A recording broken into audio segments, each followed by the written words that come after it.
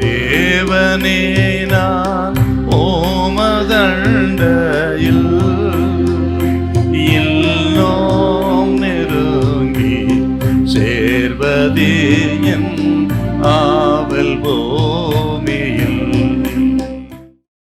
லூக்கா 13:11.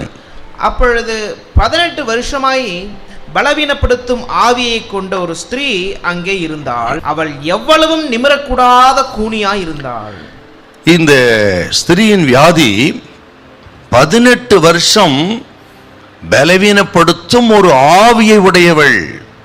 இவள் ஆபிரகாமின் குமாரத்தி தான். ஆனால் ஏதோ சில சந்தர்ப்பங்களிலே சாத்தானுக்கு இடம் கொடுத்து விட்டாள். அதன் விளைவு 18 வருஷம் குனிந்து நடக்கக்கூடிய ஒரு விலங்கை போல மாத்திட்டான் பாருங்க.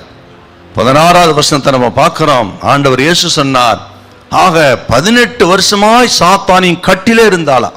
சிலருக்கு சில வியாதியை கொடுத்து அந்த வியாதியை ஒரு கட்டாக இருக்கிறது அநேகருக்கு. சாத்தான் கெடுக்கிறவன், கட்டுகிறவன், விலங்கை போல மாற்றி விடுகிறவன். இயேசுவோ அந்த பொல்லாத கட்டினை விடுதலையாக்கி மனிதர்களை வாழ வைக்கிறவர் இயேசு. இவளுடைய அந்த வியாதியுடைய நிலைமை எத்தனை கொடூரம் பாருங்க. 18 வருஷம் கூனி என்று சொன்னால் சுயமாக எதையும் செய்ய முடியாது. ஆக சுயமாக எதை மேலிருந்து எடுக்க முடியாது, திரும்ப முடியாது, அமர முடியாது, படுக்க முடியாது. சரீரத்திலே பாதிக்கப்பட்டிருந்தனால 18 வருஷம் வியாதி, மனதளவிலும் பாதிக்கப்பட்டிருப்பார். இத்தனை ஒரு பரிதாபமான நிலைமைக்குள் இருந்த இந்த 18 வருஷம் கூனியாயிருந்தவளுக்கு இயேசு ஒரே நாளிலே சுகம் கொடுத்தார் என்று சொன்னார். ஒருவேளை நீங்க கூட அப்படிப்பட்ட பரிதாபமான நிலைமைக்குள்ள இருக்கலாம். அடுத்தவருக்கு ஐயோ நான் பாரமா இருக்கிறேன், என் வியாதி விலகணும், என் வீட்டாருக்கு அடுத்தவர்களுக்கு பாரமா இருக்கு என்று கலங்கி நீங்கள் அமர்ந்திருக்கலாம். இன்றைக்கு மனதளவிலே பாதிக்கப்பட்டிருக்கலாம், சரீரத்திலே பாதிக்கப்பட்டிருக்கலாம். ஆக வைத்தியம் பார்த்தும் குணமாகாமல், ஒருவராலும் குணமாக்க கூடாமல் இன்றைக்கு நம்பிக்கையற்ற நிலைமையில் இருக்கலாம்.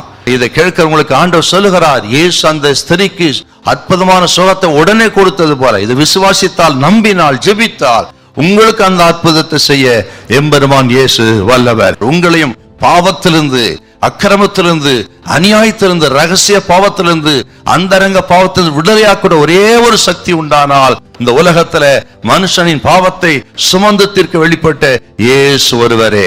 இந்த நாளிலே இயேசுவின் ரத்தம் உங்களை கழுவி சுத்தம் பண்ணி உங்களை நீதிமானாக்கி விடுதலையாக்க வல்லதா இருக்குது.